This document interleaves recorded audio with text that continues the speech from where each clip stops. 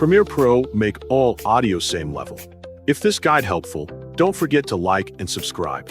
Many people search for this tutorial because uneven audio levels can make videos sound unprofessional and difficult to listen to. To begin this tutorial, open Adobe Premiere Pro on your computer. Click New Project to start a new editing project and open the Project Setup window.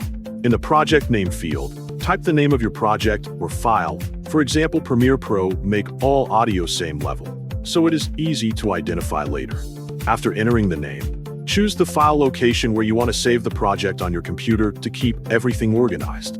Once all settings are ready, click Create to open the project workspace and access the editing interface. Next, click File from the top menu to import the audio files you want to use. From the menu that appears, select Import to open the file browser window. Select all the audio files you want to add to your project, then click Open to import them into Premiere Pro. After the files are imported, locate them in the Project panel. Drag the audio files from the Project panel onto the timeline to begin arranging them in your sequence. Repeat the same step until all audio files are added to the timeline, ensuring that each clip is placed in the correct order according to your needs. Once all the audio clips are placed on the timeline, select all the audio clips so you can apply adjustments to them at the same time. This ensures that the audio levels will be balanced consistently across all clips.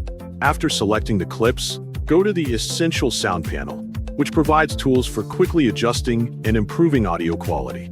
Inside this panel, locate the Loudness section and click the drop-down icon to expand the available settings.